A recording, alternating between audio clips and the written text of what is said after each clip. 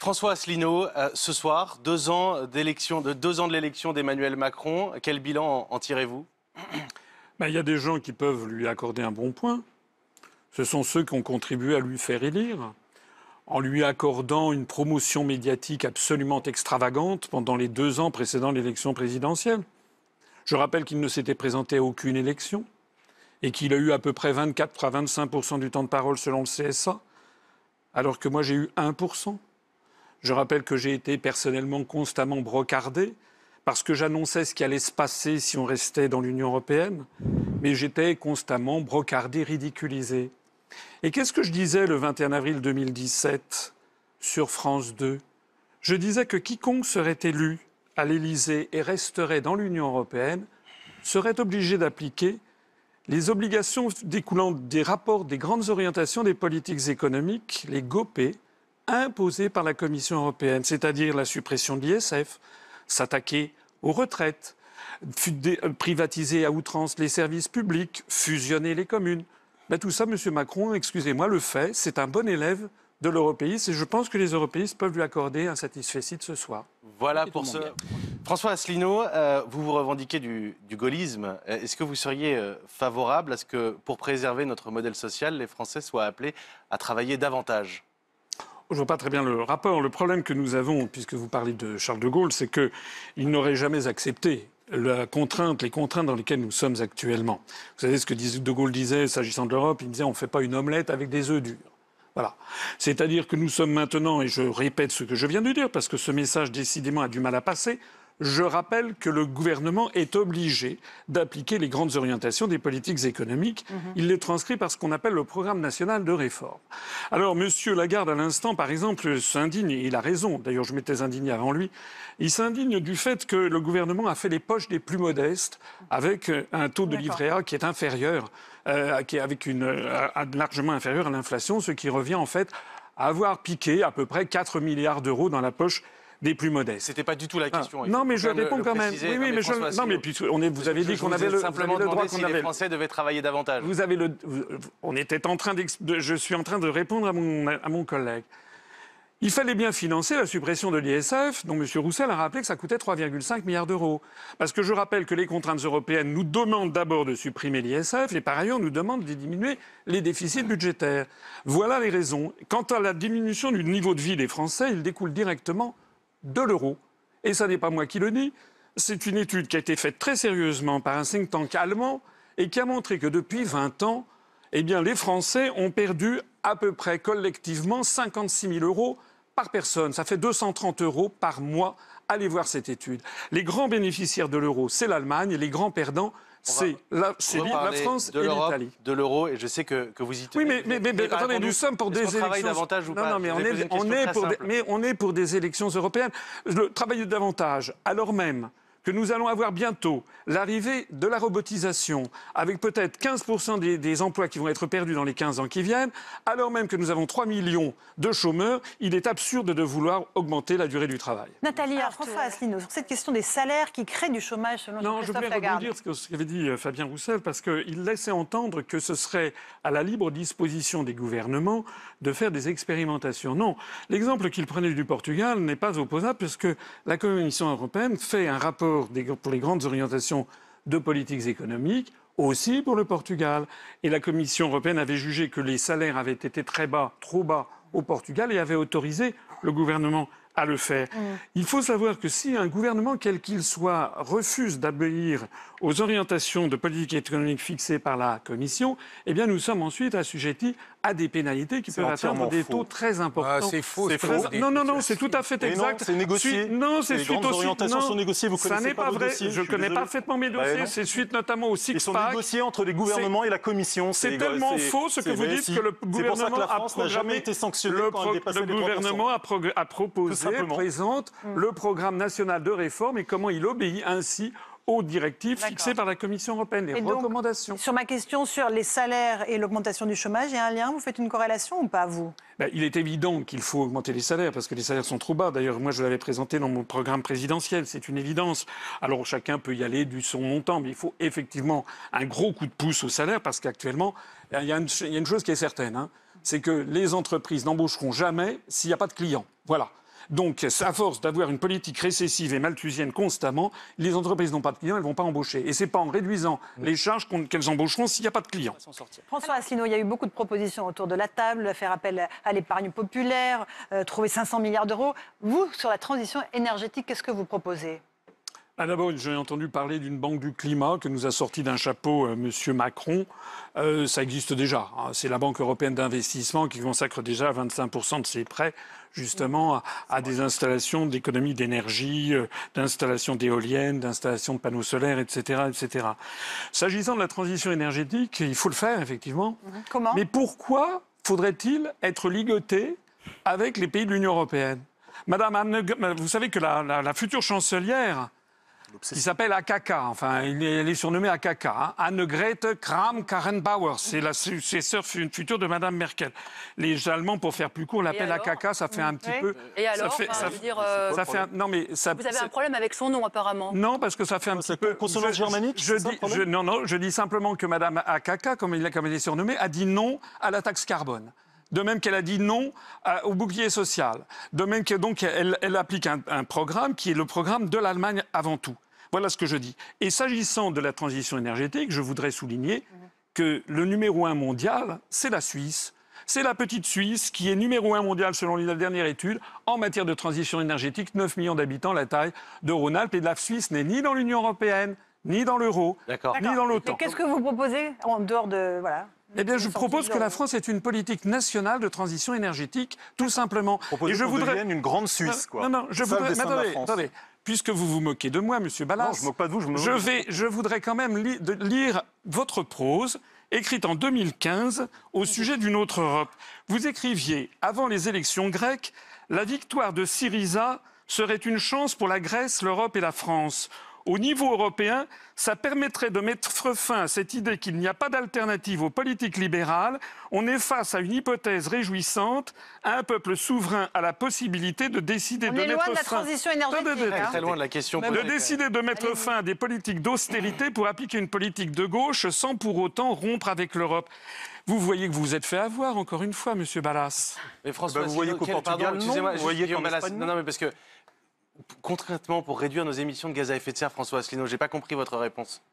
La politique que je propose, c'est une politique de développement des économies d'énergie, bien entendu, avec recours à des banques, mais je dis que le vice numéro 1, c'est d'abord d'être soumis aux politiques européennes, puisque le développement des gaz à effet de serre découle de quoi ? Découle du fait que l'on fait produire à 15 000 km la plupart de nos productions. Ça n'a rien à voir avec l'Europe. Heureusement qu'à 15 000 km, c'est pas l'Europe. La construction, non, justement, la construction européenne est par nature anti-écologique. Sur le libre-échange. Ok, très bien. Au moins, c'est plus clair.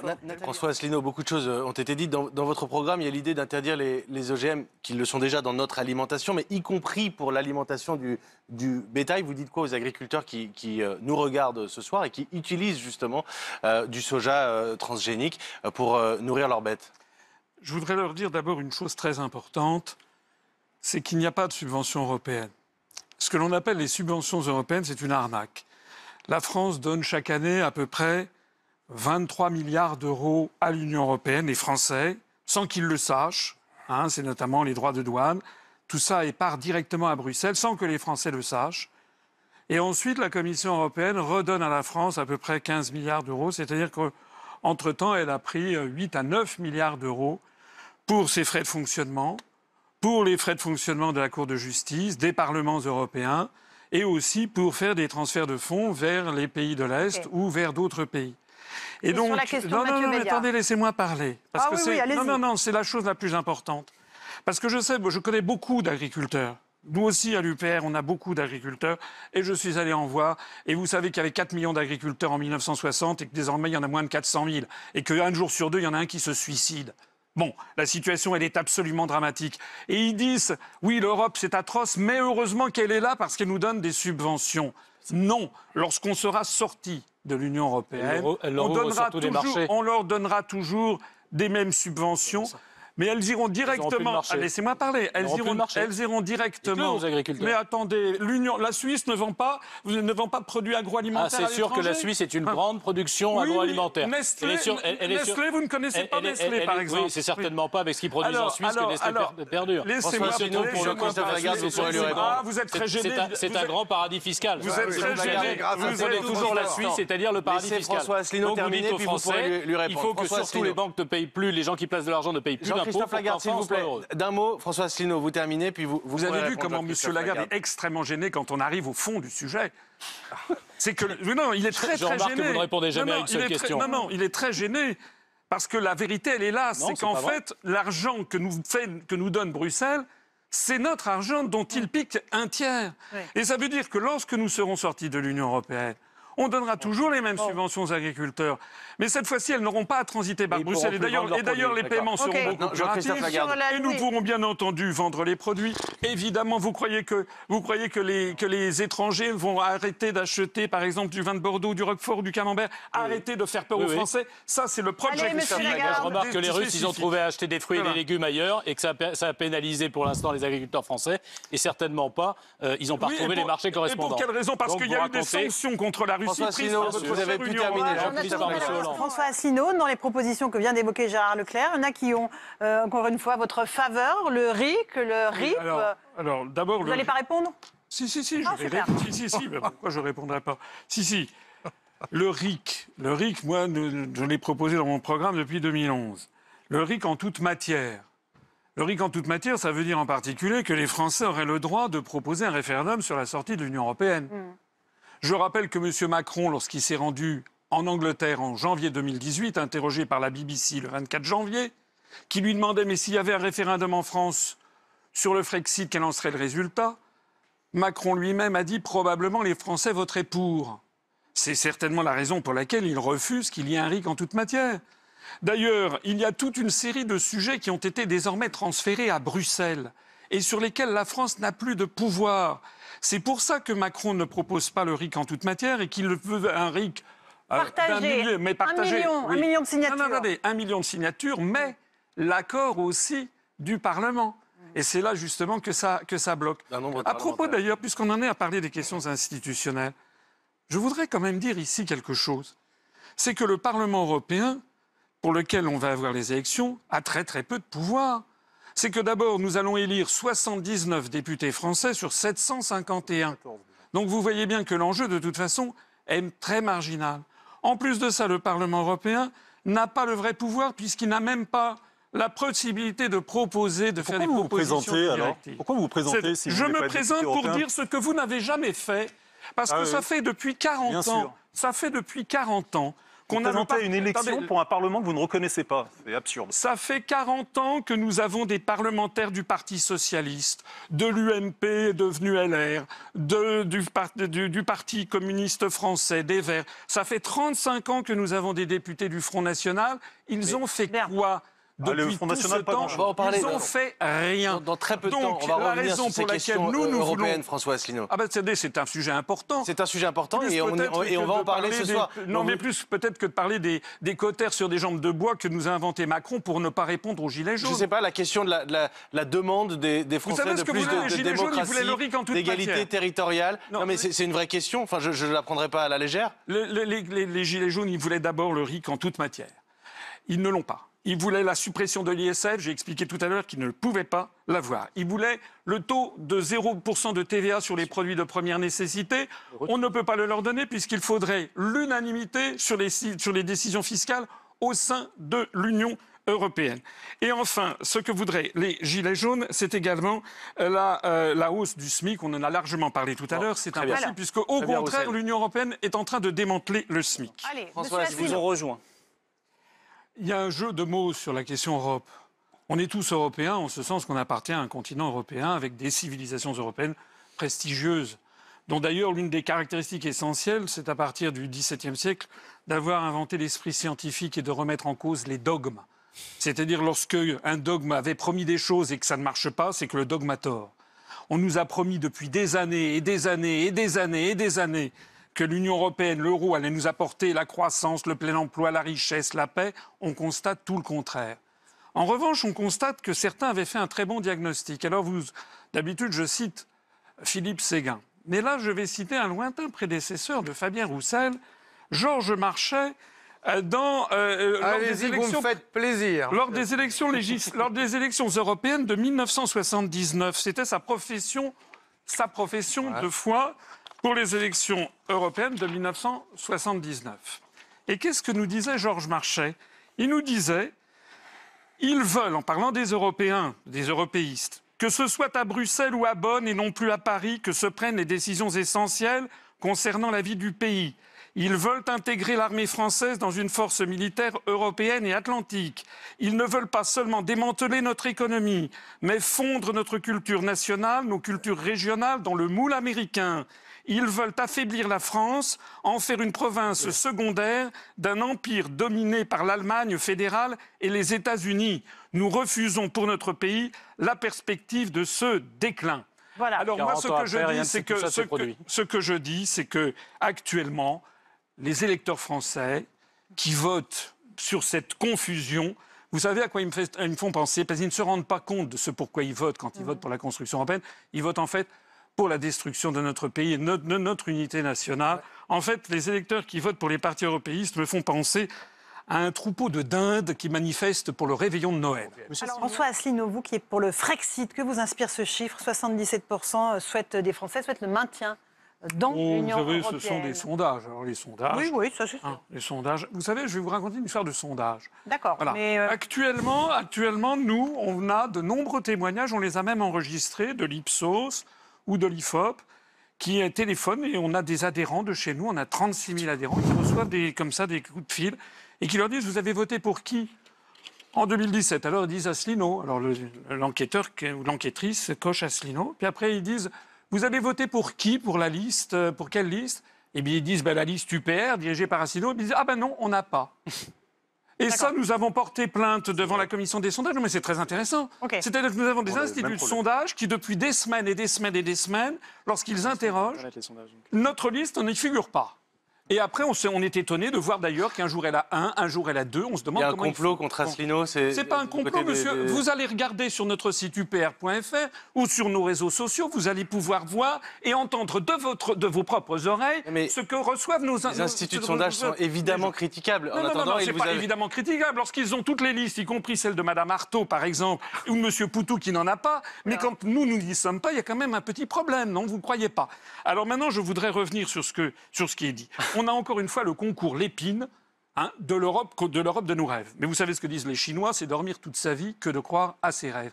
Moi, je voudrais dire à mes compatriotes que sur les 193 États des Nations Unies, il y en a 165 qui ne sont pas dans l'Union européenne. Et la plupart d'entre eux se portent bien. Certains d'entre eux se portent très bien, notamment les 3 pays d'Europe qui ne sont pas dans l'Union européenne ni dans l'euro, que sont la Suisse, l'Islande et la Norvège. Je voudrais même dire mieux. Nous avons en France plus de 500 000 de nos compatriotes qui ne sont pas dans l'Union européenne. Ce sont nos compatriotes qui vivent en Nouvelle-Calédonie et en Polynésie française. Ils ne se portent pas plus mal que nous, je vous rassure. Et je voudrais dire encore mieux.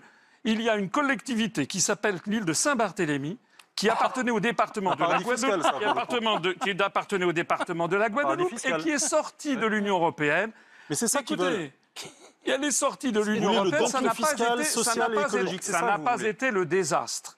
Donc, ce que préparent les le Anglais. problème... Laissez-moi parler. Ouais, mais c'est ce que Laissez-moi préparent les Anglais. parler. Les Français ont bien compris que la construction européenne en ce moment est en train de nous mener collectivement dans le désastre. Et pas seulement les Français, parce que c'est quelque chose dont on n'a pas parlé.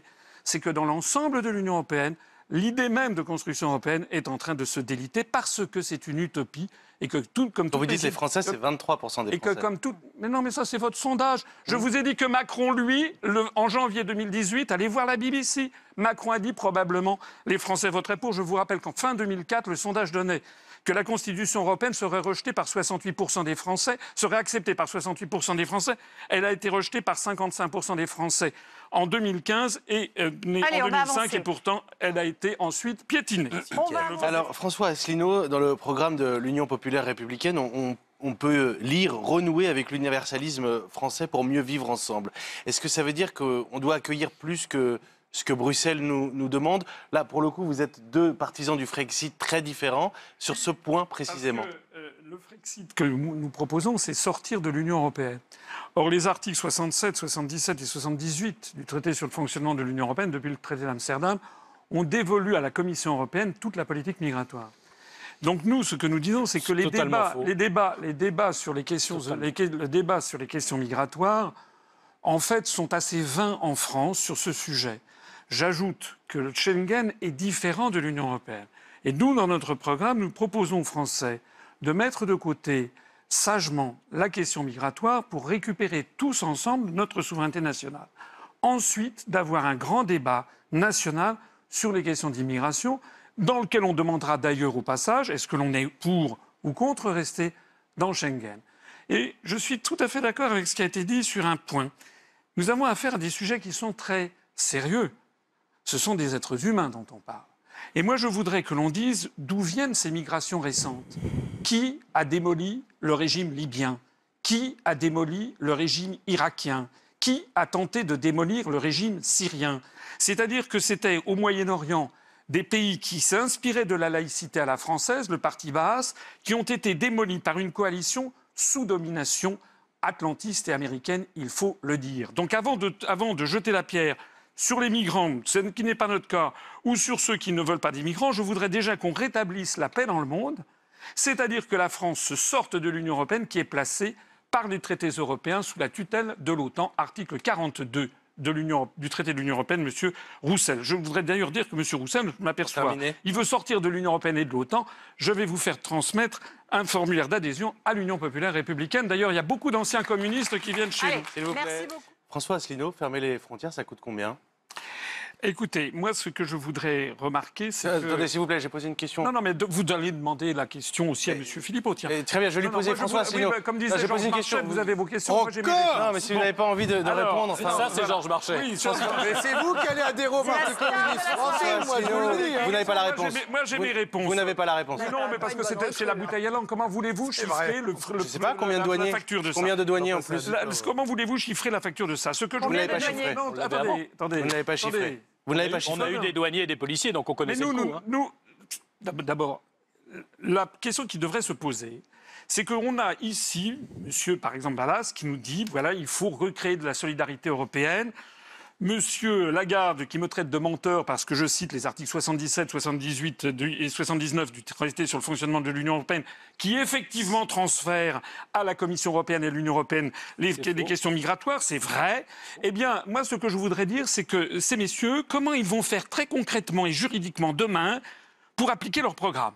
Voilà, j'ai vu que M. Lagarde, il tapisse tout Paris avec des affiches sur la taxation des GAFAM, sur la fin des directives des travailleurs détachés, qu'il a approuvé en son temps, du moins le gouvernement qu'il soutenait.